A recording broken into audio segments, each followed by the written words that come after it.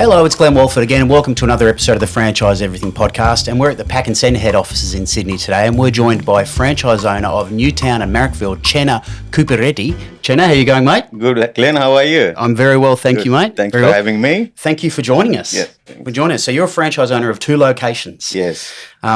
What's it like owning 2 locations of Pack and Send? See, Pack and Send is an emotion to me. It's not just a business. The way we started in 2019. 2019 the first, yes, we started Pack and Send Newtown, and then we bought Pack and Send Marrickville, and within 3 to 6 months span, but we couldn't able to start until 2021 because of the COVID. Yeah, so you were telling me you had a plan straight yeah. away to get 2 locations. Yes. But COVID sort of slowed you down in your second plan, your grand plan. Yeah, it's working well now, so that's good. So you're obviously from somewhere else originally. So tell me about your story, where you came from originally. So I'm from India. So I'm a mechanical engineer, used to work with different variety of companies. My background is for helping oil and gas sector and in a manufacturing as well. I'm a quality control engineer, and also I used to work with another company. It's in a Swedish company. So sitting back in India and helping the Australian office. So that's the last. That was your connection to Australia. Australia. Was it? So I used to travel as a business trips every year, twice, spending here 4 or 5 weeks. Yeah. And also I'm a specialist. I got some specializations in my field. I used to train people in Australia as well. So you've probably seen more of Australia than many Australians. Where were you mainly based? Where were you going for the oil and gas? Where were your locations in Australia you used to travel to? So Australian that company was doing shipbuilding related products. That's not, but they are supplying to. It's a docking and mooring related products. Yes. So they're supplying to like Rio Tinto and the big blues in Australia. So they used to supply to them. We got offices in Sydney, Melbourne, and I used to travel between the offices. And So you're a mechanical engineer by qualification. Yeah. History there, and you're now doing Pack and Send. Do you miss any parts of the mechanical engineering life? Do you look back on that, or you're very happy to see the back of it? See, that's what you call the platform. Yeah.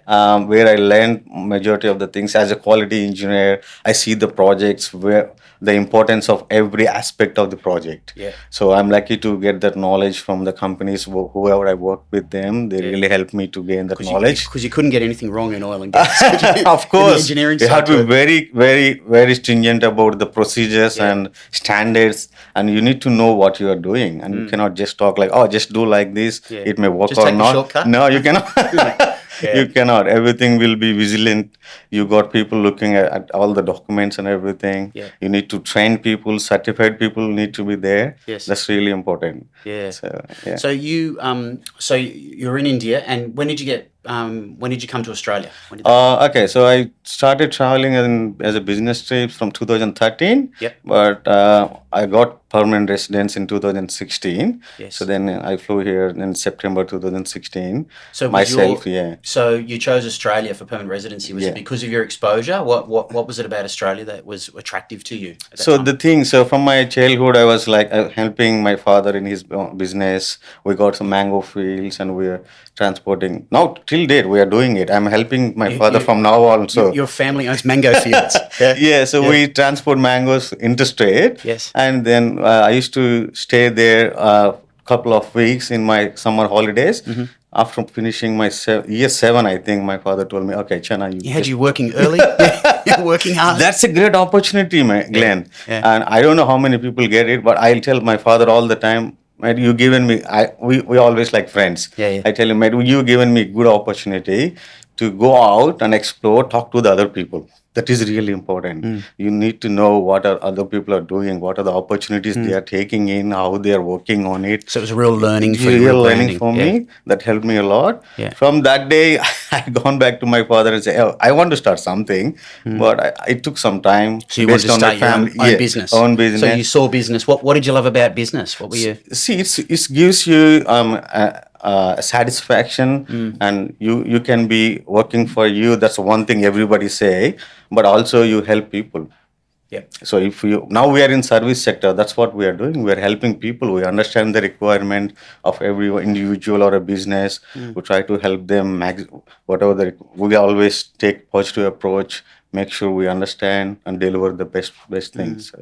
That's what motivated me. So you can get along with other people. Also, of course, if you're working in a company, also that's what I did.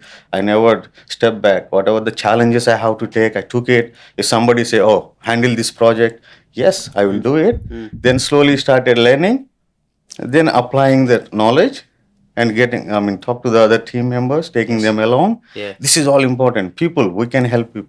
If we all together, we can do wonders. We're collegiate. Yeah. So you're year 7 and you're helping the mango, helping your family mango farm, and just, you're in logistics when you were that's like already 10.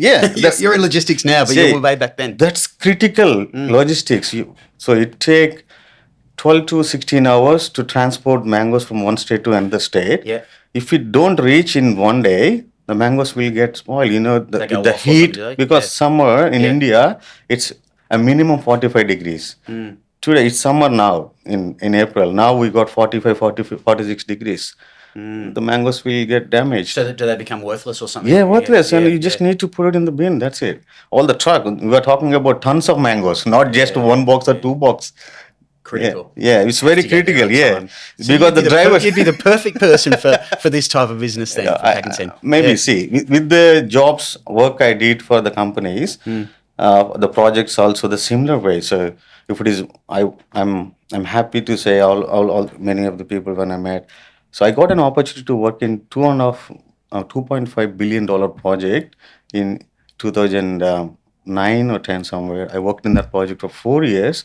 I learned every bits and pieces. The company has given me the opportunity. And where was that? In India. In India. That's an oil and gas, complete oil and gas project. It's a revamp. Revamp means we just completely dismantle the old project and build a new project. Okay. So the directors, the general managers, everyone, they trusted me. They have given me the opportunity. Chenna, go there, do this, do that. I'm into the procurement as well, not just quality. So I was talking to the other companies to make sure they follow the regulations, they give the good product to us, going for the inspections, interstate, international. So all those exposure. So all of that, so it eventually brought you to Australia. So 2016, you got your permanent residency. Yeah. So you came out here towards the end of 2016. Yes. And not with the family initially. No, that's right. no. So you had one child at that time. Yes. At that time. Now you said you got three. so you've Yeah. increased since you've been here, which is great. What a great story. Yeah. So what was it like coming out here? What were your impressions when you hit the ground and you were like, here I am?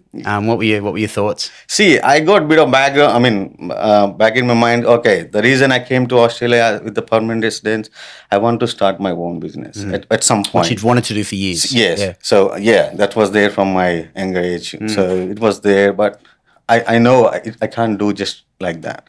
I need to settle down first. I need to start somewhere, working for someone, slowly look at the opportunity. Base and look at the opportunities. When you got the right opportunity, we can start. So, initially I started working for a council, just sweeping streets in Sydney streets. That was your first job here in Australia? First job in Australia, because I only got $4,000 in my pocket. It's been 3 months. The money vanished.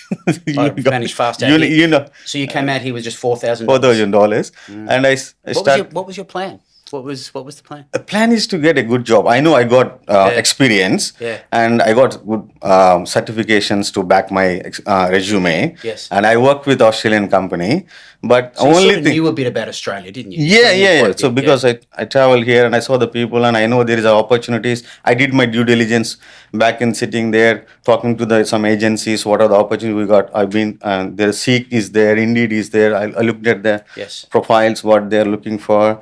But that time in WA there is a recession. So for mechanical engineers, WA is really good for my profile. For mining. Mining and oil and gas. That time there is a bit of recession is there. So then I thought a couple of my friends are here in Sydney. So what were you saying? What was there? Sorry. Recession. Which one? Bit of racism. Recession. Recession. Recession. Sorry, I don't know what you're saying. Both of them are bad. But yeah, recession. Okay, recession, okay. So that obviously stifles the job prospects. Yeah. So then I'm looking for jobs in Sydney itself, and some of them offer me, but the numbers are not matching based on my numbers. It's not. Then And end of the day, it's November, December time, so nobody worrying No about one's taking hiring you. at that time. December Then slows down a bit here. where's money? So my Yeah. family coming in January, so I need some money. I can't go back ask my parents again. This is not good. And if you do that, they're gonna lose the trust. The reason I told them, okay, I want to go to Australia, start doing something, then the trust will be go. If they start asking money back in India, like, oh, you gone there to do something, now he's asking money. That's not good. Then I decided not to do that. Just And do the job. Your pride didn't want to do that either. No. So that's whatever the opportunity you got, just take it. Yes. That's the first And that opportunity. opportunity was Sweeping streets, yes, literally with a broom. Yes, Yes. Yep. I got some photos. Yeah. I'm proud to say that. See, that's because when I was talking Work to is other work. colleagues, Work is work. that's Yeah. that's the first thing I learned here. I was talking to other colleagues who's doing the similar job. I asked them, why you do this? They said, it's my part time to get extra money. Yeah. And nobody is talking any wrong with this job, and just money is money. There is no smell. Money doesn't have any smell. Then I learned, and there is a dignity of labor in Australia. You find that? Yeah. Yeah. In that job, Yep. people walking in the streets, when we're doing that, they smile at you, they say hi.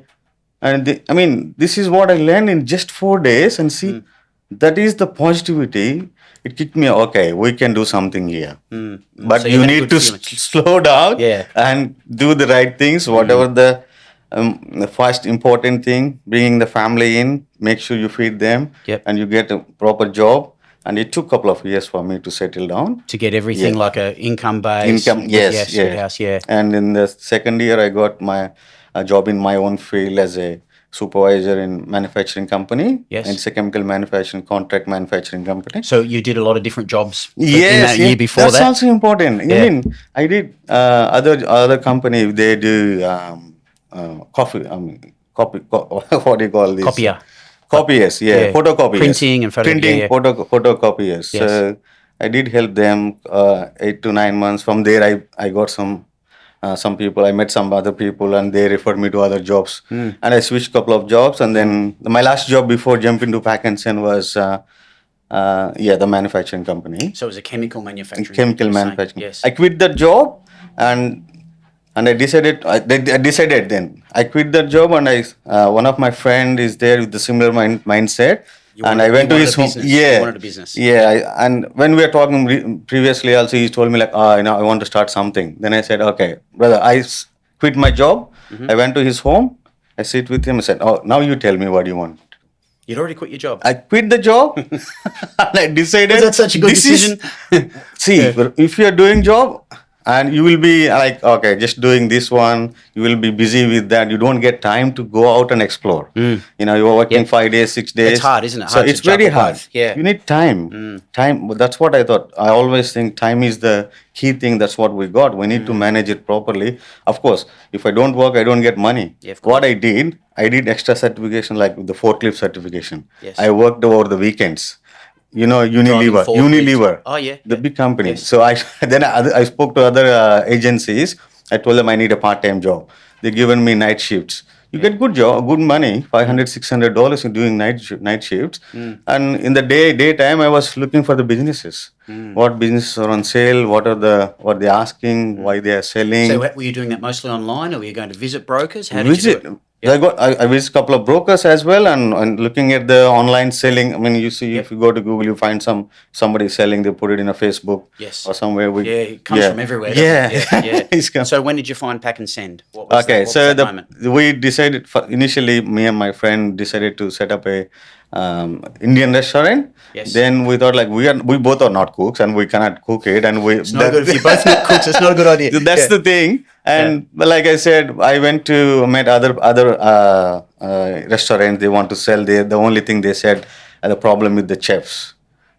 Chef or cook. Actually, you were telling me at the start. Your question to them always was, "Why are you selling?" Yeah. And they're saying that chefs trying to get chefs and that sort of stuff. That's so the it's a key red thing. flag. That's the key thing in a restaurant. And you can clean the dishes, but you cannot cook just like that. Yeah. Then I decided this is not our thing. It took some time for us to understand why. So it was too reliant on skilled labour on other people. Then And my friend, he met one pack and send guy in North Sydney, and they said good things about pack and send. Then he told me that okay, pack and send. Then we researched about a little bit about pack and send, what they do and exactly, and we find it's a freight related one. Then I told my friend, okay, this is something I can correlate with my experience. And then okay, he said okay, let's go and meet them, and we set up a meeting with Luke here, and So in here at head office? head Yep. office first meeting here. Then we met Luke a couple of times, three or What four were your meetings. first impressions? What were your first thing? Were you how did you approach that first meeting, and what were you looking for? What did you want to know or be impressed about? See, to be honest, anybody want to start a business, first ask them like what exactly the franchisee is doing. My thing is came a long way from India, want to start a business in Australia. If you want to start everything on your own, maybe it's not possible. You need some support. I saw that here in Pakistan. So the first day we came here, I was talking to the Luke, and he was explaining what the tools they got, team they got. I was like, oh, this may be the one we are looking for. So you are not alone. You are not fighting for something. You just always you got team there to help you. That's motivated me to take the next step to buy the So, franchisee. so what was the progression from there? So you had that first meeting. What did you do? Go out and talk to owners, or what were your No, we research? just, I mean, they given me, Packins and Sulu given me opportunity to talk to other franchises as well. They will tell you, oh, these are the people we got. You can select them. They will organize meeting Yep. with that other franchisees, and you can go and meet them and talk to them. And they don't need to tell you anything. I mean, hiding, or they always be. Did you go and talk to other franchise Other owners? franchises, Yeah. yes. And what did they say? And you obviously you See, were happy with what you heard. they took me to the process, what exactly the packets and how, what are the day-to-day activities they do, and sales things, and how we manage, how long they've been in the industry, they're new, or they bought existing stores. All those stories we heard from them, and then with the information we are getting from Luke, we see he's proactive. He's always approaching us. We all when I And call him Luke at the so moment, many times. yeah, Luke is the national recruitment manager. Yeah. Yeah. So you called him a lot, did you? Did you hassle him a lot? See, that's my one thing. If you don't ask, you don't get it. Yeah. See, and that too, you are giving up everything at the back end. You're starting a business. That means a big risk you are taking. So you were just chasing more and more information to help your decision, were you? Yes. That's they have given me straight away. I got his mobile number. I was calling him even in the night shifts. I was now noting down my notes Is that in why the you're morning. working doing the forklifts? And I mean not working while you're means driving. when I got the break. I know, I I'm was guessing. because this was in mind. It was Yeah. killing me every day. I want to start something. What is stopping me to do it is some information. So if I don't get that Sure. Makes sense. that Total sense. yeah. So how long did you go through the process of researching Pack and Send? Did you decide pretty much early on this is the one for us, or were you looking at other franchises as well? No, see the franchise thing. Only Pack and Send we approached, and from there we decided to go with Pack and Send. It took a couple of months to nurture and get more information, and meetings, all organized together, meetings. yeah. We're all together, and then what is our capability of in terms of money and where we get money. All these things. Once everything is done, then it took 3 months, I think, to sign the contract. So, so you signed the contract, you got the business, and you opened Newtown first in Yes, Sydney. yes. So what was that like? What was the opening like? Oh, okay. So the thing we see, Pack and Send will give 2 weeks of training, in-house training, and they will also advise you if you want to go and work for any Pack and Send, you can choose. So you can get experience. Yeah, elsewhere? I work with Northride. Northride, Alex and what's her name? Alex. Skipped your head now. Sorry, they're really later. good people, and Yeah. they helped me to get some knowledge in that 1 week, and I did some packing and did some. Look at the GMX, what is the screen, how it looks like, and how the people. So you got some real practical with the experience. practical experience. Then, when we started in 2019 June, I got a couple of people from the head office came in and set up everything, and started taking the calls, and So they're in your store for like a week or something, aren't they? yeah, helping you, get up helping and me, running, get and started, yeah. Lucky I got one little bit experienced person from other packets, and they refer me because they got extra person. They Oh, a give team member. team member. Yep. So I'm lucky in that case. I got that extra person. That would have been hugely huge, helpful. huge relief for me. Take the pressure off you a lot, I bet. Yeah, I took the first call. Still remember that was a girl called from university, Yep. and she want to send her luggage back to UK. I was like a bit nervous and talking You were to her like, nervous. You're I like, how gave do I the do call this? back to who is that, Reno or Ricky, I think Oh, that Ricky, time. yeah. Please talk, mate. Please take this call. And I was like, then You're like, slowly, I can't okay. handle it.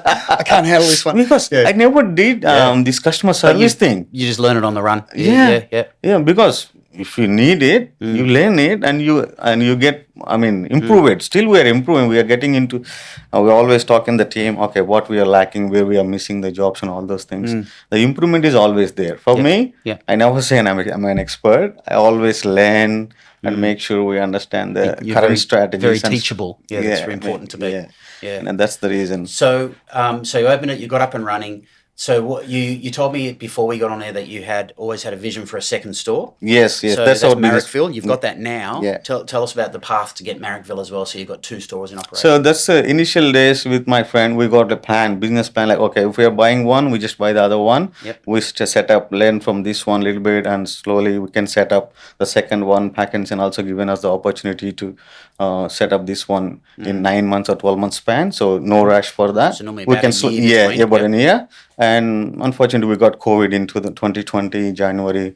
We have to drag that one to 2021. We started Marrickville in 2021. Yes. But it's really doing well now between both the stores, and we got 6 to 7 people working every day between the both stores. Yep. We manage sharing the load, sharing the resources between the stores because they both are only 2 to 3 So kilometers why did you apart. want them? Why did you want? Because you saw there's market opportunity in both Yes. locations, but you were still close enough Close to make enough. it easy to manage both stores. Manage both, and Yeah. both suburbs are different.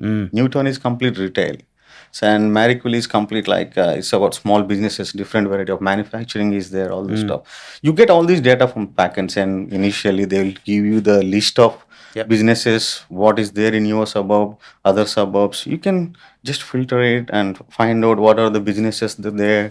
And if you are confident enough, you can take a next step and buy the other franchise and take the business. If you are not you, someone else will come.